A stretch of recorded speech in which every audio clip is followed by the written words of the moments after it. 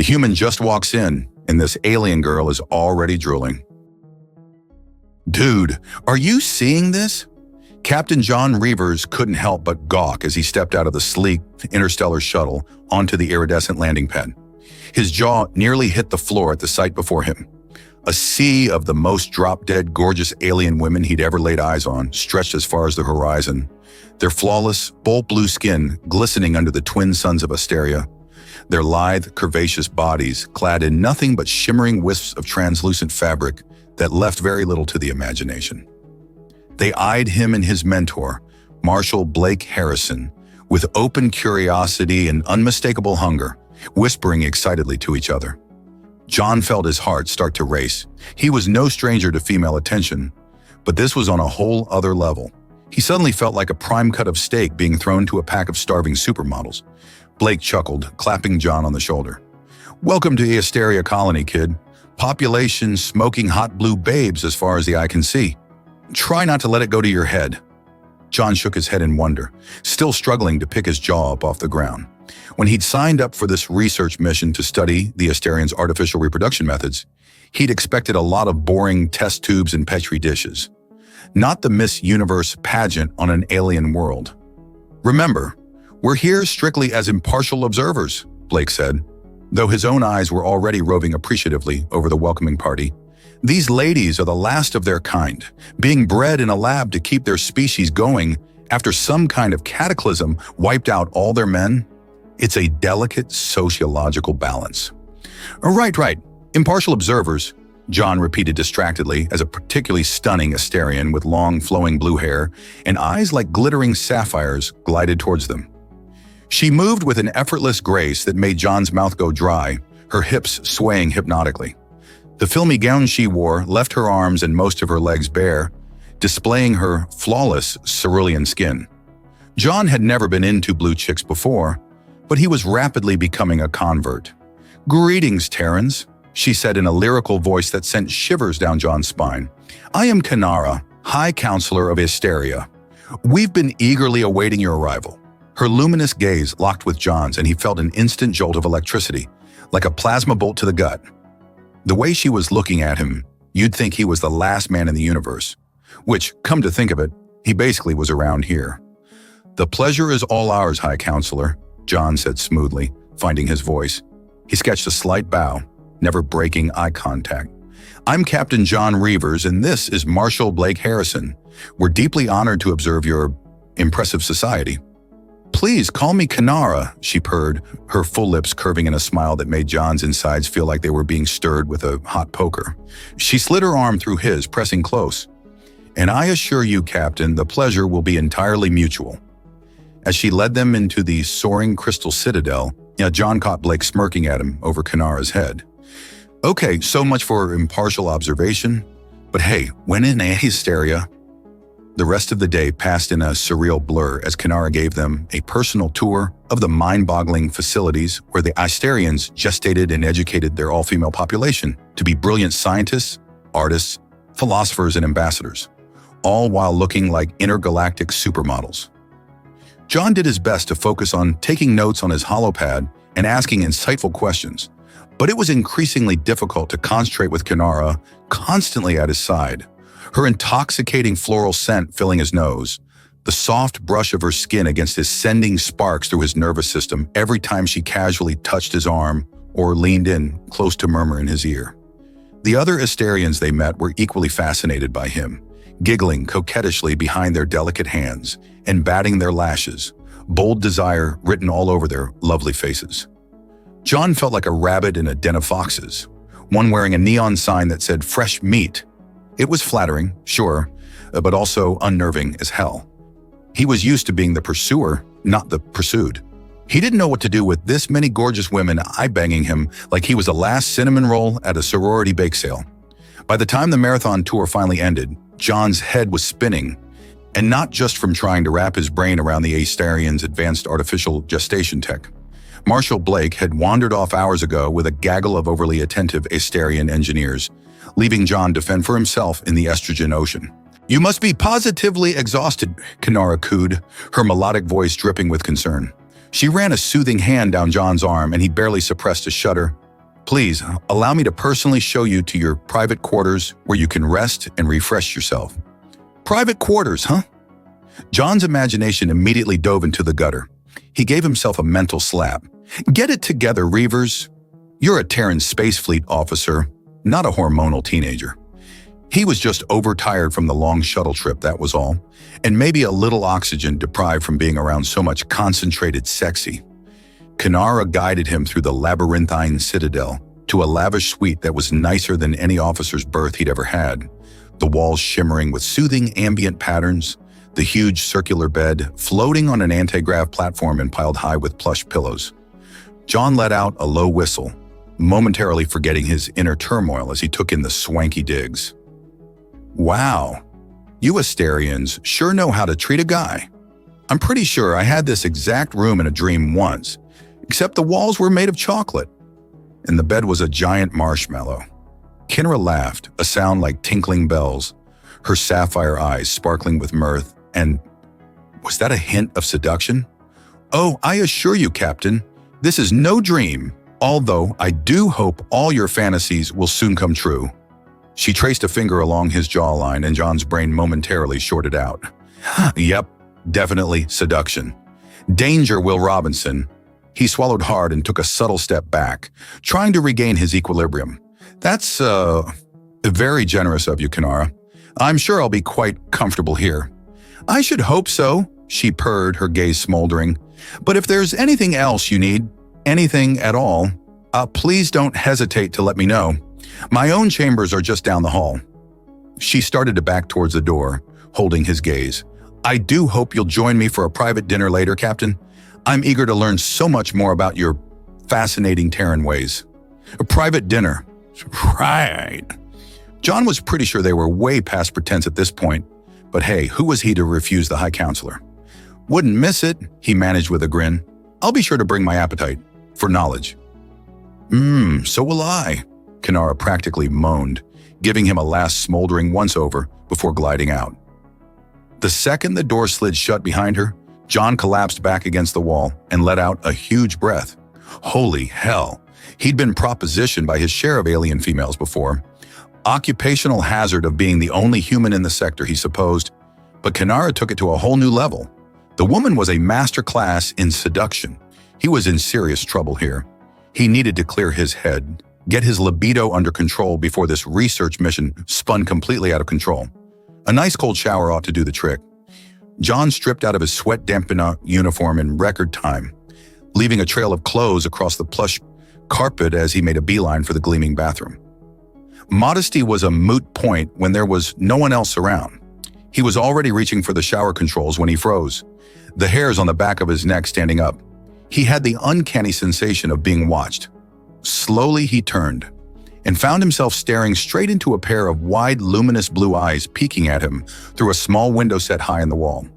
It was an Astarian girl, even more breathtakingly beautiful than Kanara, with a waterfall of shimmering blue hair tumbling around her shoulders and flawless features slack with shock as she gawked openly at John in all his naked human glory. Well, looked like he had an adorably shameless little peeping Thomasina on his hands. John propped a hand on his hip and cocked an eyebrow at her, fighting back a grin. "See something you like, sweetheart?" The girl's eyes went impossibly wider, and she let out a little eep of dismay. A trickle of drool escaped the corner of her lush mouth as she continued to stare, frozen like a nymph caught in a hunter's snare. John chuckled and threw her a wink, deciding to let her off the hook with a little flex of his pecs. "No worries, honey. I'll take it as a compliment." That seemed to snap her out of her stupor. She clapped a hand over her mouth, flushing a darker shade of blue, and vanished from the window in a blur of sapphire hair. John shook his head and stepped into the shower with a laugh. Apparently, his research mission was going to include some very up-close and personal cultural exchange, and for once, he was more than okay with that. As the cool water sluiced over his overheated skin, John grinned to himself. He had a feeling this little scientific sojourn to the planet of the bombshell blue chicks was going to be a trip to remember. He just hoped he survived it. John luxuriated under the cool spray of the shower for far longer than necessary, his mind awhirl with the events of the day. He couldn't seem to shake the image of a certain pair of stunning blue eyes peeking at him through the bathroom window. The adorable little voyeur had looked positively gobsmacked by the sight of him in his birthday suit, her perfect rosebud mouth falling open in awe. It was pretty damn gratifying, if he was being honest. John had never thought of himself as particularly impressive in the manhood department, but apparently he was the Dirk Diggler of Asteria. He snorted out a laugh, shaking his head at his own ego. Down, boy. The poor girl had probably never seen a naked man before, let alone a rugged human specimen like himself. Of course she'd been a little slack-jawed. It didn't mean anything. Still, John couldn't deny the little thrill that raced through him at the memory of her wide-eyed appreciation. The Asterian's blatant fascination with him was a major boost to the old self-esteem. That was for sure. He'd never felt so desirable in his life. And Canera, holy hell, the High Counselor had all but offered herself up to him on a silver platter. John's body stirred treacherously at the thought of her lush curves and come-hither eyes, the intoxicating scent of her silky skin. She'd made it crystal clear that anything he wanted was on the menu, and damned if he wasn't tempted to sample the local cuisine. But no, he was here as an impartial researcher, not an intergalactic Casanova.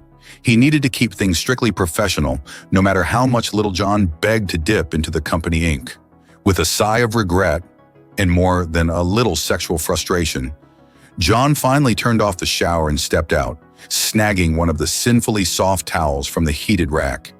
He took his time drying off, letting the plush fabric soak up the rivulets of water streaming down his chest and abs. Maybe if he dawdled long enough, his raging hormones would get the message and simmer down. And maybe monkeys would fly out of his ass. Knotting the towel low around his hips, John padded out of the bathroom and froze in his tracks at the sight that greeted him. There, kneeling in the middle of his quarters with her face buried in his discarded briefs, was his little peeping Thomasina. For a moment, John could only stare in mute shock as she nuzzled his underwear like a kitten, making little snuffling noises of appreciation. Holy hell, was she smelling him? Getting off on his scent? He was pretty sure he should be weirded out by that, but damn if it wasn't the hottest thing he'd ever seen. Mira was so lost in her little panty-sniffing reverie, she didn't even notice John standing there gaping at her.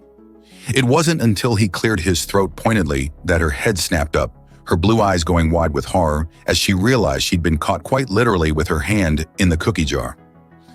Hi there, John said, fighting back a grin at her deer-in-the-headlights expression. Fancy meeting you here, in my room, molesting my unmentionables.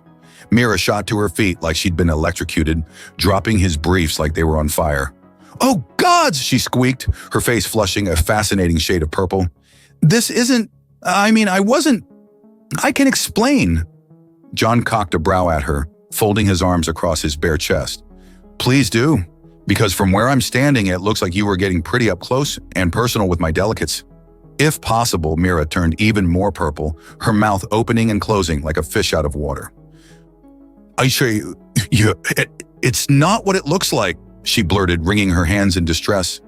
I just came to return your holopad that you dropped in the lab, and I saw your clothes on the floor, and I've never smelled a human male before, and I was just curious, and it's not like I was doing anything weird or perverted or, oh gods, I'm just making it worse, aren't I? She clapped her hands over her face with a mortified groan, looking like she wanted to sink through the floor. John bit the inside of his cheek to keep from laughing out loud. Stars above, she was adorable when she was flustered. Taking pity on her, he crossed the room to stand in front of her, gently prying her hand away from her face. Hey, it's okay, he soothed, ducking his head to catch her eye. Breathe, sweetheart. I'm not mad. Mira peeked up at him through her lashes, her expression equal parts embarrassed and hopeful. You're not? Nah. John shrugged, giving her a lopsided grin. I can't say I'm not a little weirded out by the whole panty-sniffing thing, but I get it. I'm a fascinating specimen of manhood. Who wouldn't want a whiff of the goods? That startled a laugh out of her, some of the tension draining from her shoulders. You are not what I expected, she admitted, shaking her head ruefully. I thought you'd be furious with me for invading your privacy. Well, I might be if you were anyone else, John allowed, reaching out to tuck a stray lock of blue hair behind her ear. But seeing as how you're the cutest little underwear lover I've ever met, I think I can let it slide. Just this once. Mira blushed again, but this time there was a pleased little smile playing around the corners of her mouth. "I'll try to control myself in the future," she promised, her eyes sparkling with mischief. "No more unauthorized sniffing expeditions." "Pity," John murmured, letting his gaze drop meaningfully to her lips.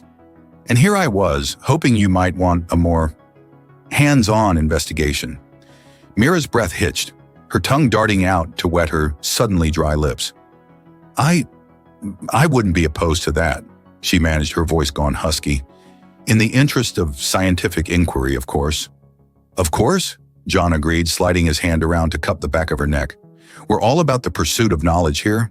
He started to lean in, his intent clear, but Mira suddenly stiffened, her eyes going wide with remembrance. "Wait!" she blurted, putting a hand on his chest to stop him. "The holopad." John blinked at her, his lust-fogged brain taking a moment to catch up. "The what now?" "Your holopad," Mira repeated, ducking out of his embrace to retrieve the device from where she dropped it on the bed. "The one you left in the lab. That's the whole reason I came here in the first place, remember?" "Oh, right!"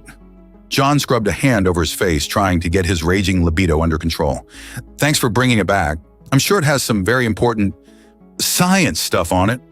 Mira giggled, handing him the holopad with a knowing look. "I'm sure it does, and I'd hate to keep you from your important science stuff any longer." She started backing toward the door, her expression torn between regret and relief. "I should probably go before I embarrass myself even further, or do something really stupid like jump you and beg you to take me right here on the floor." John's eyebrows shot up to his hairline, a surprised bark of laughter escaping him. "Wow, well, you really are the most refreshingly honest woman I've ever met. You know that?" Mira flushed, clapping a hand over her mouth. "I can't believe I just said that out loud," she mumbled, shaking her head. "I'm usually not this forward," John supplied, grinning at her. "Adorably awkward? Thirsty as hell?" "All of the above," Mira groaned, covering her face again. "I'm so sorry. I don't know what's gotten into me. It's just, you're so not, and I'm so, and I'm just going to go die of embarrassment now, okay?" She spun on her heel and practically sprinted for the door, her blue hair flying out behind her. John watched her go, torn between amusement and disappointment. Damn, he'd been so close to getting a taste of those lush lips. Stupid holopad, cock-blocking him from beyond the grave. The door whooshed shut behind Mira, leaving John alone with his thoughts and a raging case of blue balls. He sighed, scrubbing a hand over his face. Well, that hadn't gone quite as planned. But what did he expect, really? Mira was obviously new to this whole flirting thing. Hell, she was new to men in general. Of course she was going to be a little skittish. But that didn't mean he was ready to give up on her just yet. Oh, no. If anything, her adorable awkwardness and refreshing honesty just made him want her more. He was intrigued by the contradictions in her, the shy innocence warring with the bold curiosity, the blushing modesty hiding a core of pure steel. She was a puzzle he couldn't wait to solve, a mystery he was determined to unravel. And if that meant taking things slow, well, he could be a patient man when he wanted to be. But first, he needed to make sure he got a second chance with her. He couldn't just let her run away and hope for the best.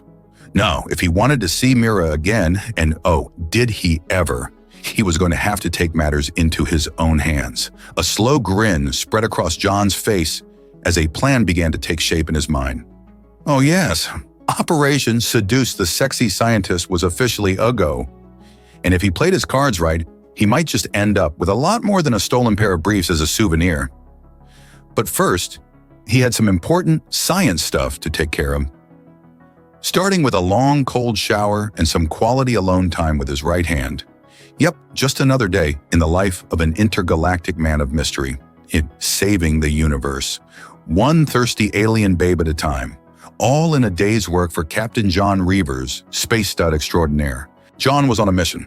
A very important, top-secret, classified mission that had absolutely nothing to do with science or diplomacy or any of that boring crap. No, this mission was purely personal, and it all hinged on finding a certain blue-haired beauty and convincing her to give him a second chance at, well, whatever it was they'd almost started in his quarters last night. He still couldn't believe he'd let her slip away like that. 1 minute she'd been in his arms, her lush lips parted and her eyes heavy with invitation. and the next she'd been running for the hills like her ass was on fire.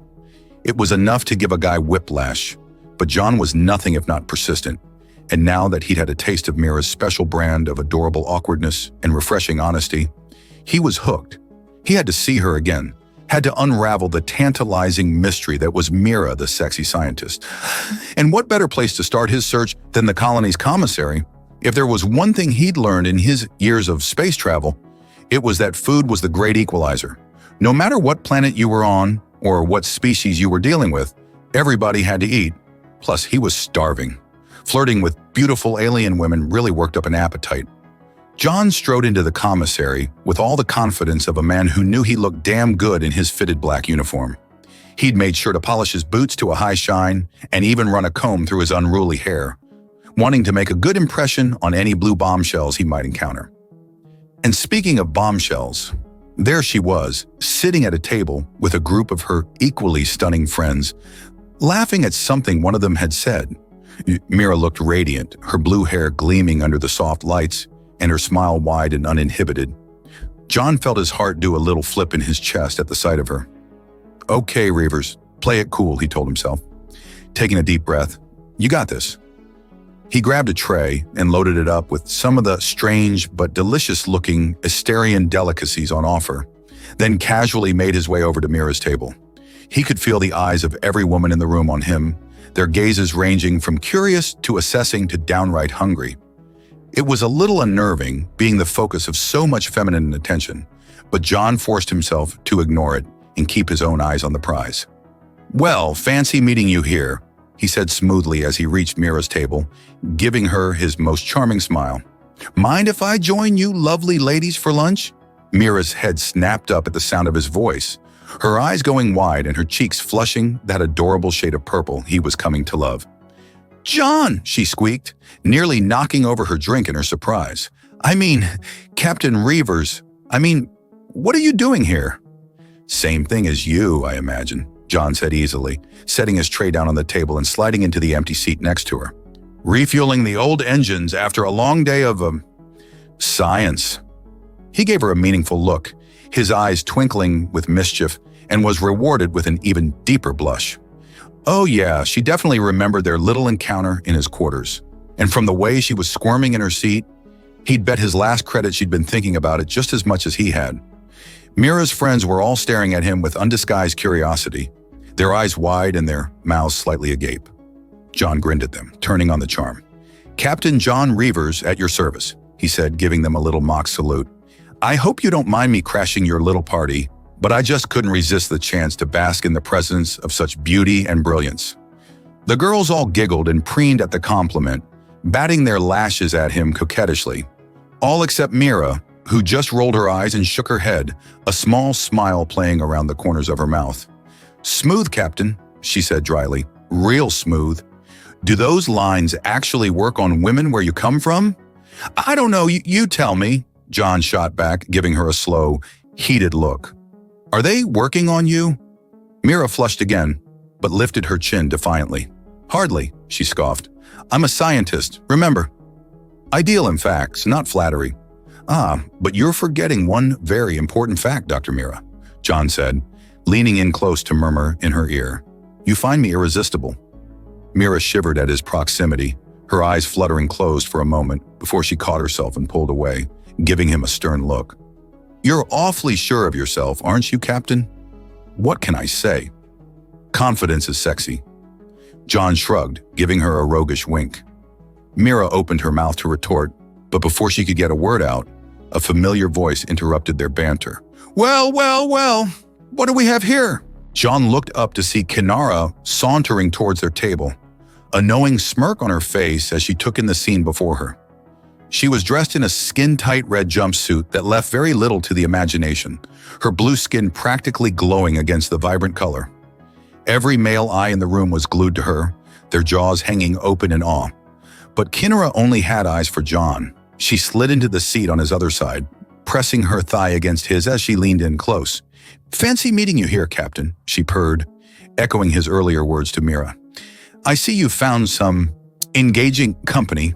Her gaze flicked dismissively over Mira and her friends, her smile sharp and predatory. John felt Mira stiffen beside him, her earlier playfulness evaporating in the face of Kanara's blatant claim-staking.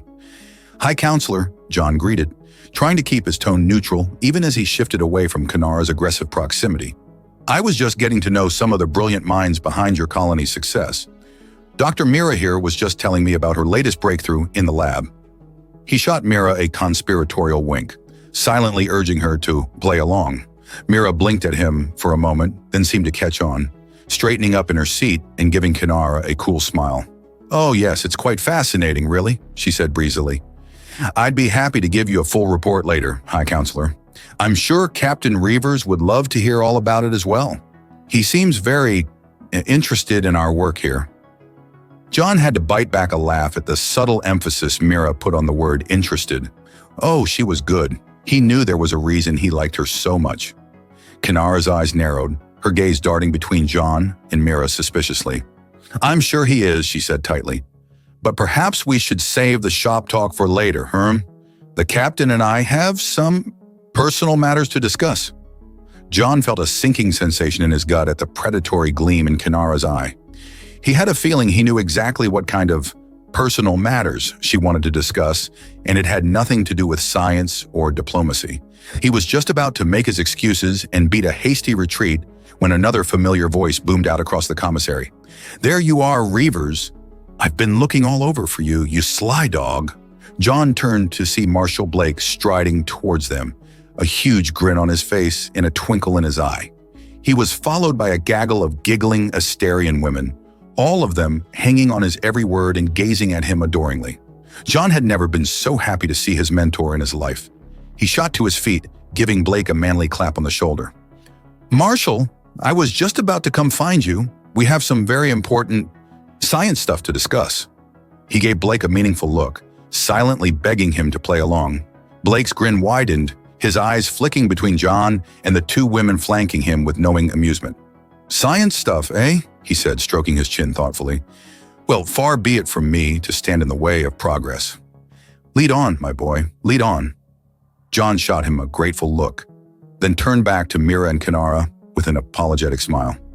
"Duty calls, I'm afraid, but perhaps we can continue this conversation later? I'm very eager to hear more about your breakthroughs, Dr. Mira." Mira ducked her head, hiding a pleased smile. "I'll look forward to it, Captain." Kanara, on the other hand, looked like she just swallowed a lemon. "Yes, I'm sure you will," she said tightly. "But don't forget, Captain, you and I have unfinished business as well."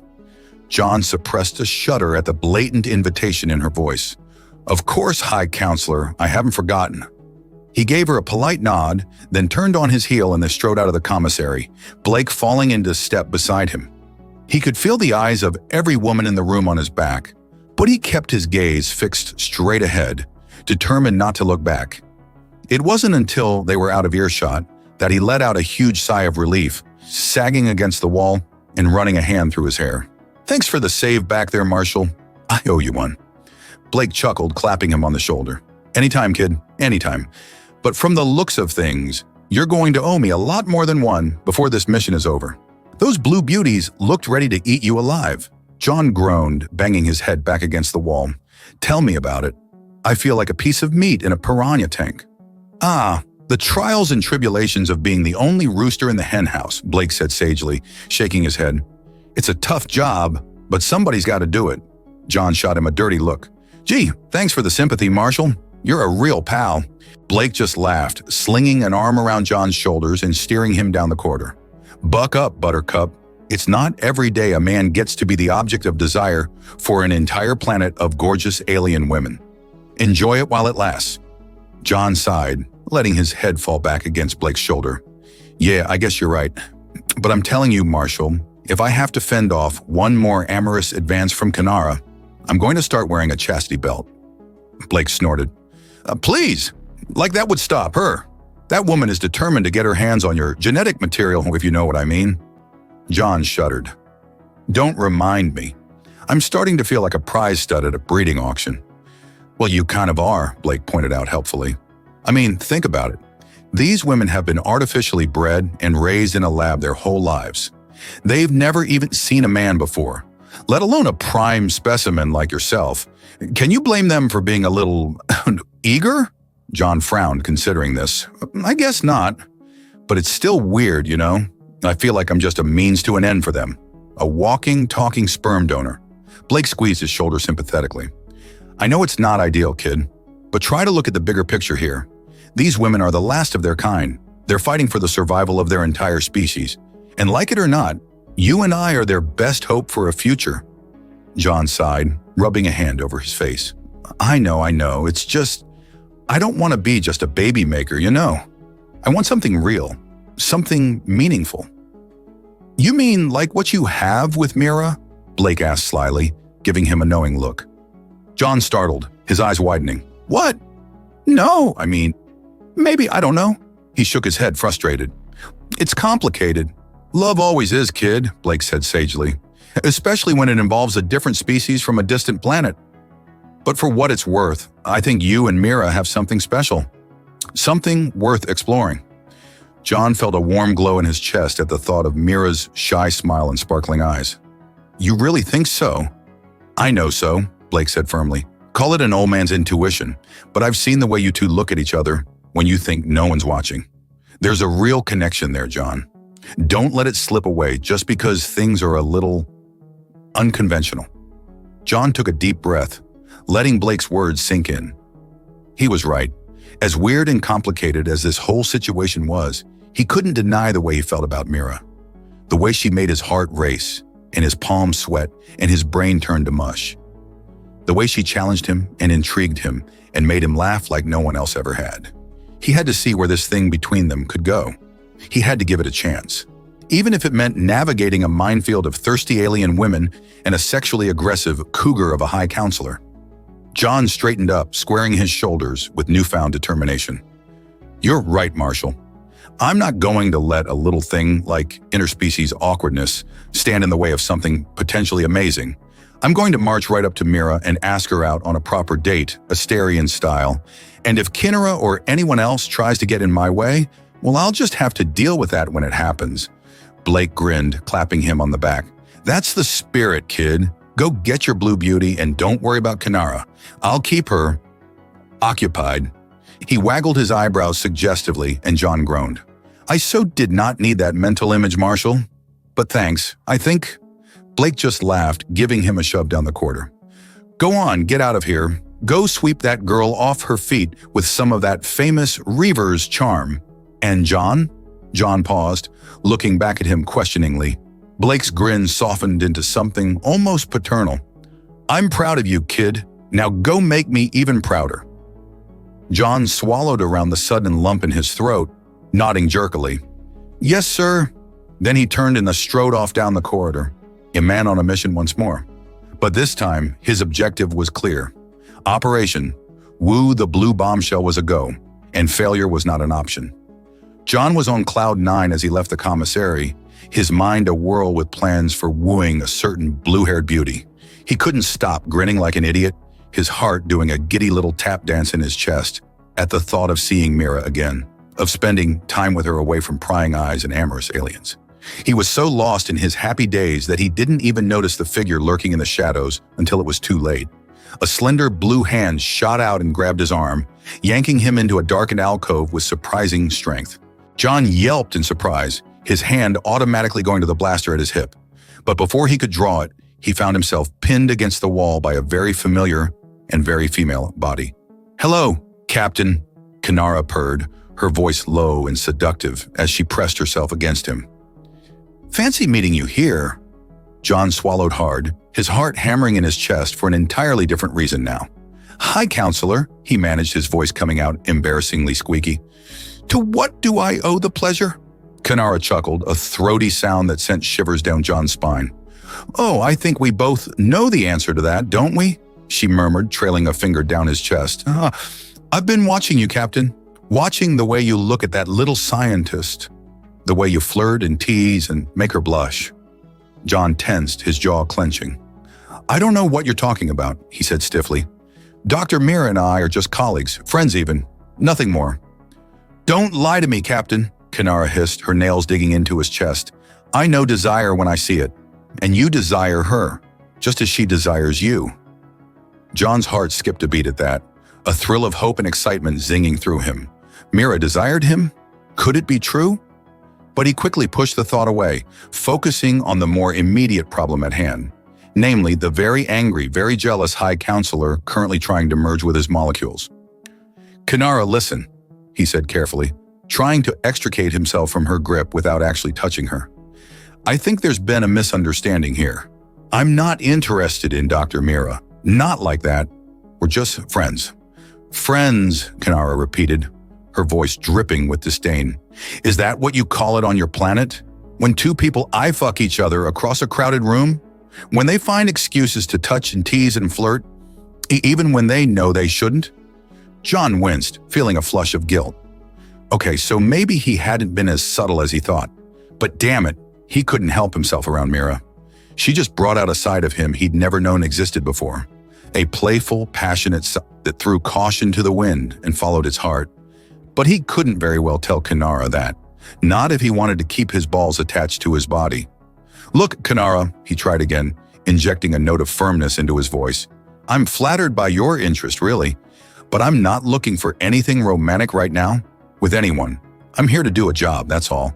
Kinara's eyes narrowed, her grip on him tightening. "A job," she repeated, her voice low and dangerous. "Is that what this is to you, Captain? Just another mission? Another conquest?" John shook his head frantically.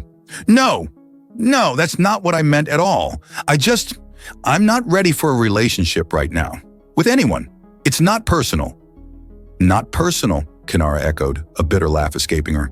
"Oh, but it is personal, Captain. Very personal. You see, I'm not used to being denied what I want. And what I want is you." John's eyes widened, his mouth going dry. Oh shit, this was bad. This was very, very bad. He opened his mouth to protest, to try and reason with her. But Kinara cut him off with a fierce kiss, her lips crushing against his with bruising force. John froze, his mind going blank with shock, as she plundered his mouth, her tongue sweeping inside to tangle with his. For a moment, he was too stunned to react. But then his brain kicked into gear and he jerked his head back, breaking the kiss with a gasp. "Kinara, stop," he panted, his hands coming up to grip her shoulders. "We can't do this. It's not right." Kinara growled, her eyes flashing with anger and hurt. "Not right," she hissed. "What's not right is you leading me on, making me think you wanted me, and then running off to chase some mousy little scientist instead." John flinched, guilt and regret twisting in his gut. "I'm sorry," he said softly, sincerely. "I never meant to lead you on, Kinara. I swear, I got caught up in the moment, that's all. But it was a mistake, one I won't make again." Kinara stared at him for a long moment, her eyes searching his face for any sign of deception. But John met her gaze squarely, letting her see the truth in his eyes. Finally, she sighed, her shoulders slumping in defeat. "Fine," she said, her voice clipped and cold. "Have it your way, Captain. But don't think this is over. You and I have unfinished business, whether you like it or not." With that, she spun on her heel and stalked away, leaving John sagging against the wall in relief. Holy hell, that had been close. Too close. He ran a shaky hand through his hair, trying to calm his racing heart. He needed to be more careful from now on. Kinara was clearly not a woman to be trifled with. If he wasn't careful, she could make his life a living hell. Or worse, she could take it out on Mira. The thought made John's blood run cold. Number. He couldn't let that happen. He had to protect Mira no matter what, even if it meant keeping his distance from her, as much as it killed him to do so. With a heavy sigh, John pushed off the wall and headed back to his quarters, his earlier good mood thoroughly spoiled. It looked like Operation Woo the Blue Bombshell was going to have to wait, at least until he figured out how to deal with the green-eyed monster currently gunning for his ass.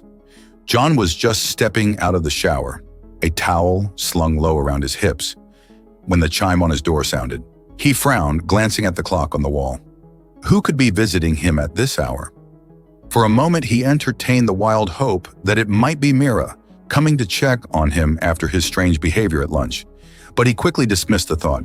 Mira was far too shy and proper to come to his quarters uninvited, especially at night. No, it was more likely Kinara come to continue their unfinished business. John shuddered at the thought, a wave of dread washing over him.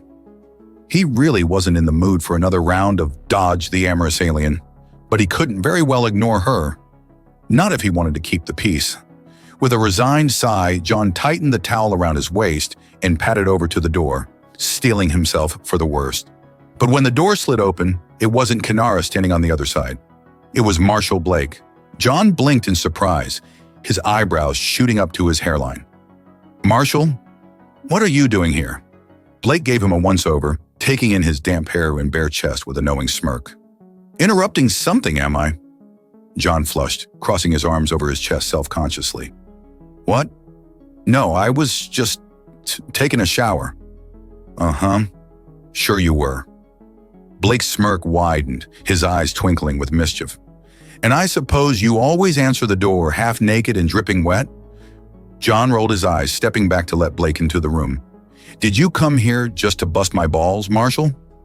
Or was there an actual reason for this little visit?" Blake chuckled, sauntering into the room like he owned the place. "Oh, there's a reason, all right. A damn good one." He plopped down on the edge of John's bed, making himself at home. John raised an eyebrow at him, waiting for him to continue. Blake leaned back on his hands, his expression turning serious.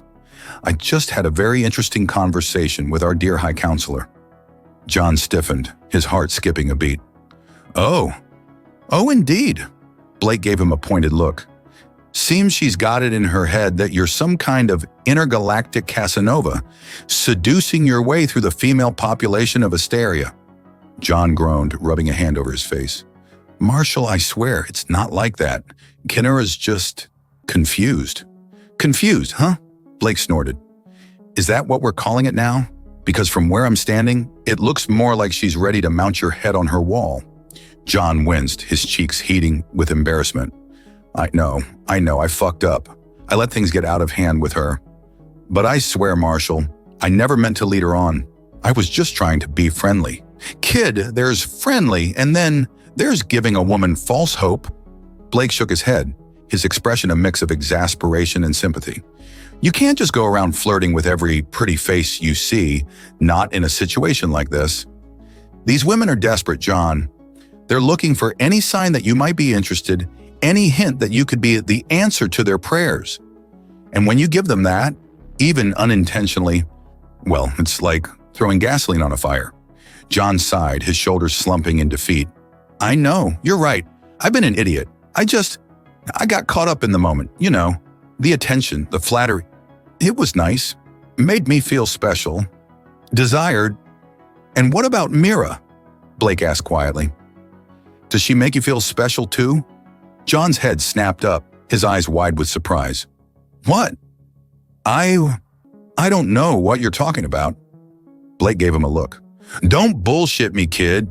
I've seen the way you look at her, the way you light up when she's around. You've got it bad for that girl, and don't even try to deny it." John opened his mouth to protest, but the words died on his tongue. There was no point in lying, not to Blake. The man knew him too well. "Yeah," he said softly, his voice rough with emotion. "Yeah, I do. God help me, Marshall, but I think I'm falling for her. Hard." Blake nodded, his expression softening with understanding. "I know, kid. I can see it. Hell, a blind man could see it. But you gotta be careful, John.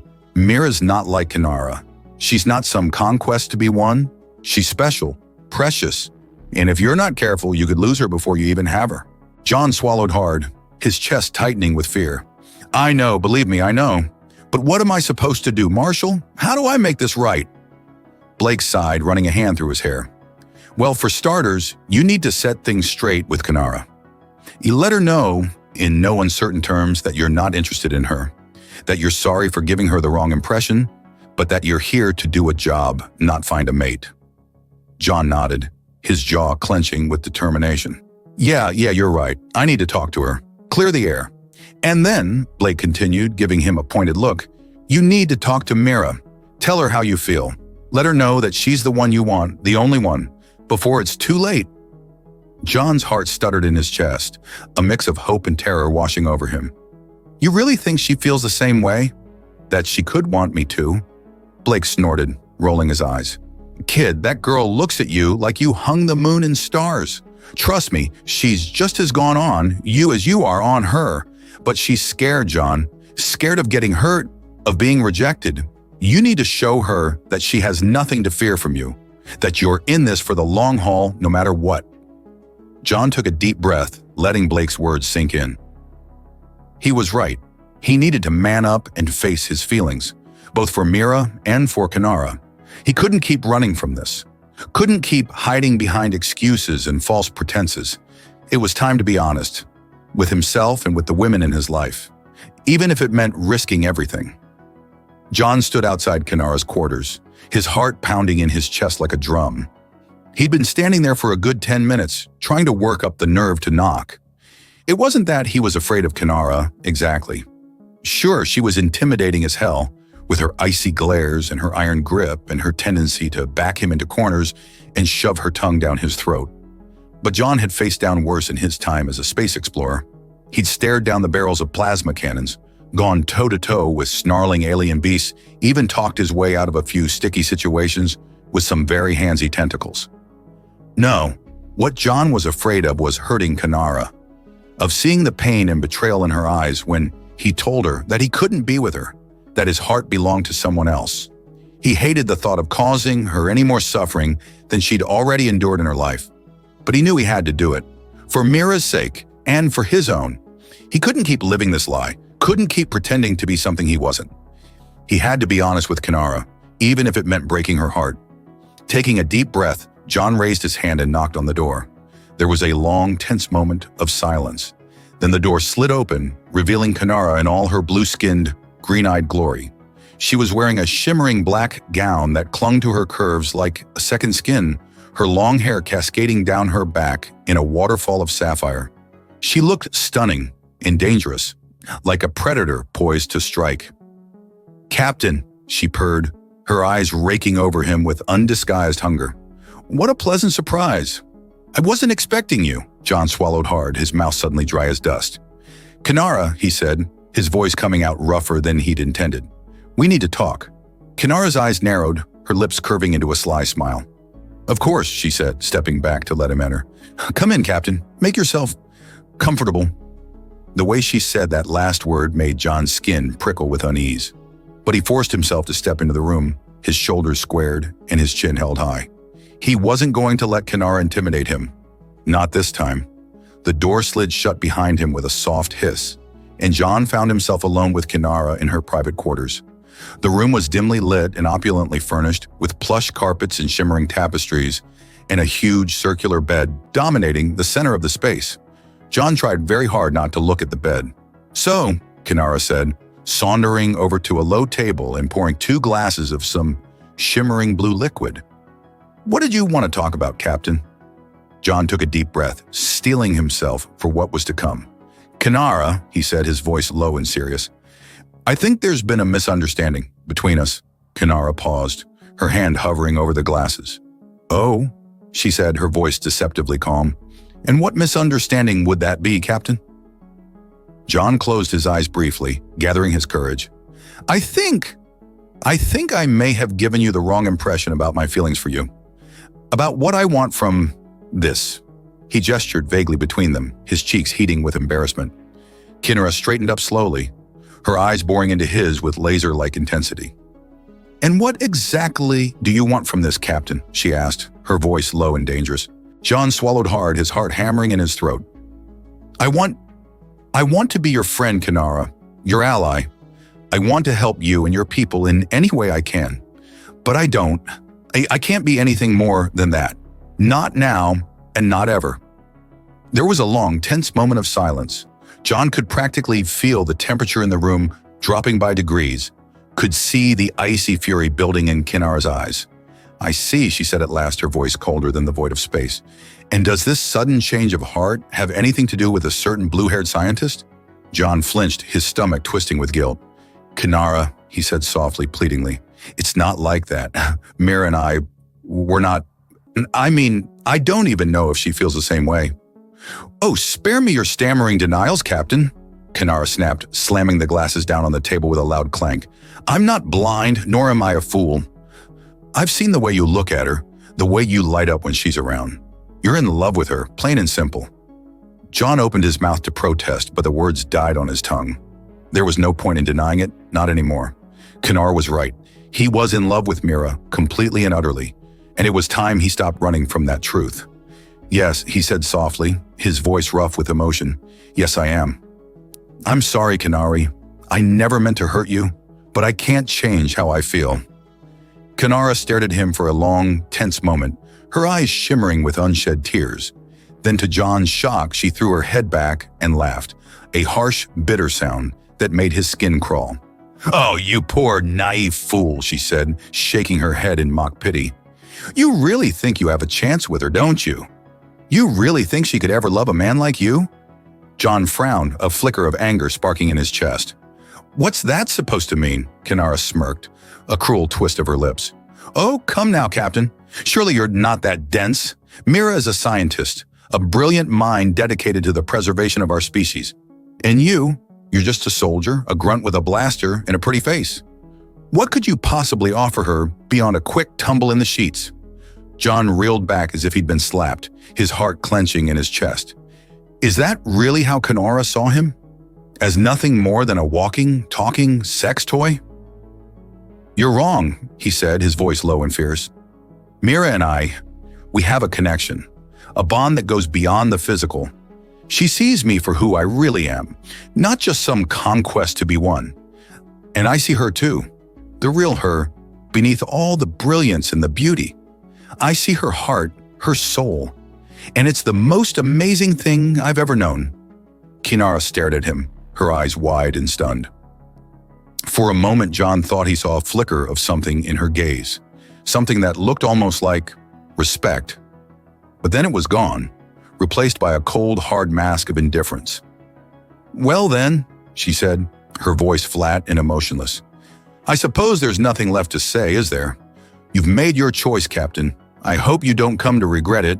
With that, she turned on her heel and strode over to the door, her back ramrod straight and her head held high.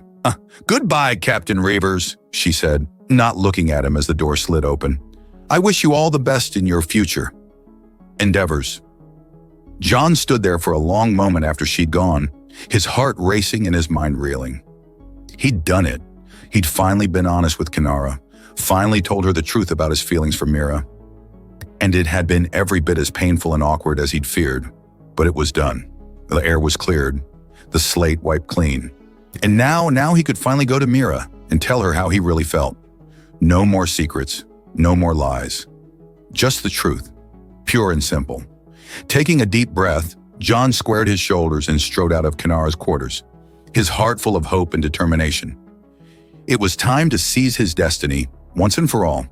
John found Mira in her lab, hunched over a microscope with a look of intense concentration on her face. She was so engrossed in her work, she didn't even hear him come in. For a moment, John just stood there, drinking in the sight of her. The way the soft light played over her delicate features, the way her blue hair fell in a shimmering curtain around her face. She was so beautiful, so brilliant, it made his heart ache with longing. "Mira," he said softly, not wanting to startle her. Mira's head snapped up, her eyes wide and startled behind her protective goggles. "John," she gasped, her hand flying to her chest. "You scared me half to death," John grimaced, rubbing the back of his neck sheepishly. "Sorry," he said, taking a tentative step closer. "I didn't mean to sneak up on you like that." Mira shook her head, a small smile playing at the corners of her mouth. "It's okay," she said, setting down her tools and removing her goggles. "I was just really focused, I guess." She looked up at him then, her eyes soft and questioning. "What brings you here, John? Is everything okay?" John swallowed hard, his heart pounding in his chest. This was it, the moment of truth. "Mira," he said, his voice low and rough with emotion. "There's something I need to tell you, something I should have said a long time ago." Mira's eyes widened, her lips parting in surprise. "John," she breathed, her voice barely above a whisper. What is it?" John took a deep breath, gathering his courage. "Mira," he said, reaching out to take her hand in his. I'm in love with you. Completely, utterly, hopelessly in love with you. I have been since the moment I first saw you, peeking at me through that window like a little blue angel." Mira's breath caught in her throat, her eyes shimmering with unshed tears. "John," she whispered, her voice trembling with emotion. I don't know what to say." "You don't have to say anything," John said, bringing her hand to his lips and pressing a soft kiss to her knuckles. "I know this is sudden, and I know it's a lot to take in, but I couldn't keep it inside anymore. Mira, I couldn't keep pretending that I don't feel this way about you, that I don't want to be with you every day for the rest of my life." Mira let out a small, choked sob, a single tear slipping down her cheek. "John," she said, her voice raw and aching, I love you too. I have for so long, but I was too afraid to say it. Too afraid that you couldn't possibly feel the same way about me." John's heart soared, a grin splitting his face from ear to ear. "Oh, Mira," he said, pulling her into his arms and holding her close. "How could I not feel the same way? You're the most amazing, brilliant, beautiful woman I've ever known. You're my everything, Mira. My sun and my stars and my whole damn universe." Mira laughed, a watery sound that was half sob, half joy. She pulled back to look up at him, her eyes shining with love and wonder. "Kiss me, John," she whispered, her lips parting in invitation. "Please, just kiss me." John didn't need to be told twice. He cupped Mira's face in his hands and brought his lips to hers, pouring all the love and longing and desire he'd been holding back into that one perfect, searing kiss. Mira melted against him, her arms winding around his neck as she kissed him back with equal fervor. It was everything John had ever dreamed of, and more, a moment of pure, unadulterated bliss that seemed to stretch on for an eternity. When they finally broke apart, they were both flushed and panting, their hearts racing in perfect sync. "Wow," Mira breathed, a dazed smile on her face. That was amazing," John finished, grinning like a fool. "Incredible. Life-changing." Mira giggled, burying her face in his chest. "All of the above," she agreed, her voice muffled by his shirt. John held her close, marveling at the way she fit so perfectly in his arms, like she was made just for him and he for her. "So," he said after a long, blissful moment, "what happens now?" Mira looked up at him, her eyes sparkling with mischief. "Well," she said, a sly smile playing at the corners of her mouth, "I can think of a few things we could do to pass the time." John's eyebrows shot up to his hairline, a surprised laugh bursting from his lips. "Why, Dr. Mira," he said, his voice low and teasing, "are you trying to seduce me?" Mira grinned, a wicked gleam in her eye. "Maybe," she said, trailing her fingers down his chest. "Is it working?" John growled, a low, primal sound that made Mira shiver in his arms. "Oh, it's definitely working," he said, his voice rough with desire. "In fact, I think we should take this somewhere a little more private." Mira bit her lip, her cheeks flushing a delicate shade of lavender. "Lead the way, Captain," she said, her voice breathy and full of promise. John grinned, sweeping Mira up into his arms and carrying her out of the lab, her delighted laughter echoing through the halls. And as he carried her back to his quarters, his heart full to bursting with love and joy, John knew that he'd finally found his place in the universe, his home, his heart, his everything.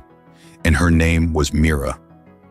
Marshal Blake watched from the shadows as John and Mira disappeared down the corridor, wrapped up in each other and oblivious to the world around them.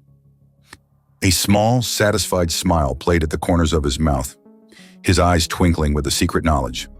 "Well done, kid," he murmured, his voice low and proud. "I always knew you had it in you." He reached into his pocket and pulled out a small, glowing device, tapping a few buttons on the screen. On the "Mission accomplished," he said, his voice echoing strangely in the empty hallway. "The human has successfully integrated with the Astarian female, proceeding to phase 2. There was a crackle of static, and then a voice replied, cold and emotionless. "Excellent work, Agent Blake. You have done well. Prepare for extraction." Blake nodded, his eyes flashing an eerie, inhuman blue.